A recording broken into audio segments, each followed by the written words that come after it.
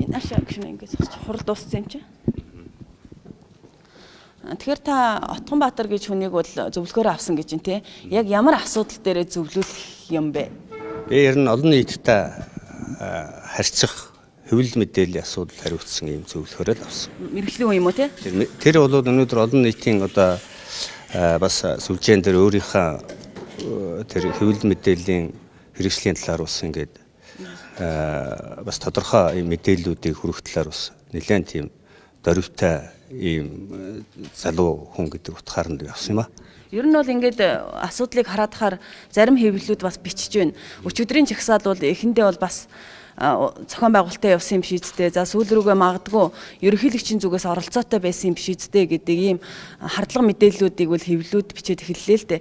За энийг одоо ямар байдлаар тантай холбож байна гэхээр та бол одоо ерөнхийлөгчтэй ойрхон за таны зөвлөхөөр одоо дамжуулж ийм асуудлыг эхэлж тавьжээ. Энэ магадгүй энэ жагсаал нь улс төрийн зорилготой байсан уу ч гэдэг юм уу ийм хардлагууд яваад байна. Энэ хардлага танд мэдрэгдэж байна уу? Над одоогоор мэдрэгдсэн малга энэ түн харамсалтай хардлага байна л гэж хэлье. Би бол ерөнхийлөгчийн одоо тийм дохио зангаагаар тэрний шийдвэрээр явдаг хүн биш. Би өнөөдөр Монгол улсын үндсэн хуулинд тангараг өргөж Монголын ард түмний эрх ашигын төлөө хууль дээдлэж хуулийн дагуу ажиллана гэж ард түмний хүн тангараг өргөсөн хүн.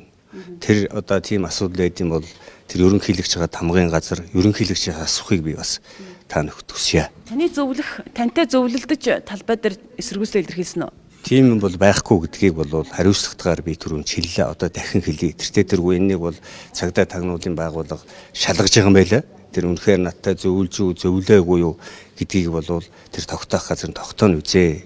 Энэ бол одоо зүгээр л шудраг үннийг ярьсан ийм залуу би бол олон жилийн хамт явж байгаа. Бүх хүнийг мэднэ надыг бол.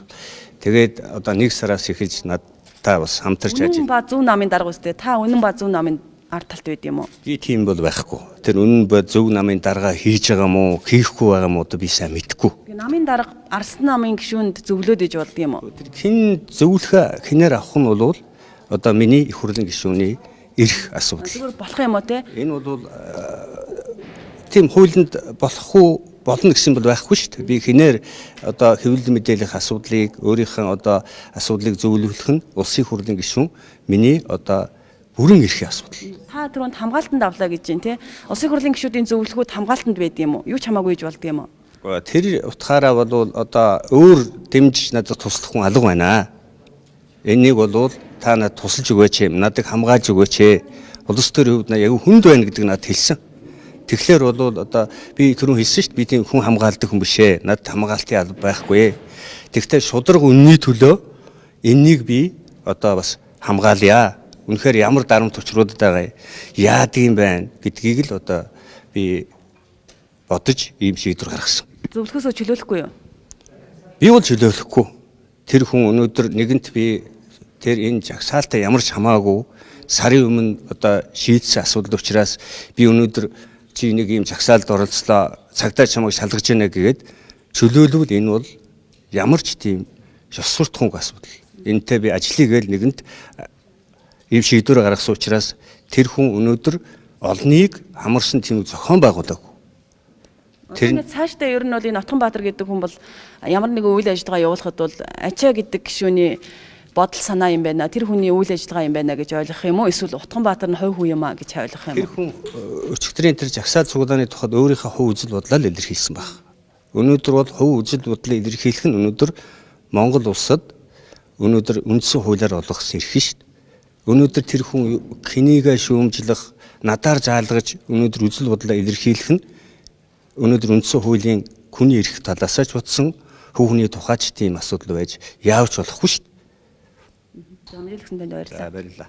За улсын хурлын гишүүн ачаа мэдээллийг та бүхэнд хүргэлээ. За учир нь бол түүний зөвлөгтэй холбоотой асуудлыг тэрээр олон нийтэд тайлбарлаж байгаа юм байна. За өчигдөр бол түүний зөвлөх Отгонбаатар нь бол төв талбай дээр эсэргүүцлээ илэрхийлсэн. Энэ нь улсын хурлын гишүүн ачаа гишүүнтэй холбоогүй тухайн хүний өөрийнх нь сонголт юм а гэсэн ийм зүйлийг ярьж байна. За энэ асуудлаас болж бол зөвлөхөө чөлөөлөхгүй.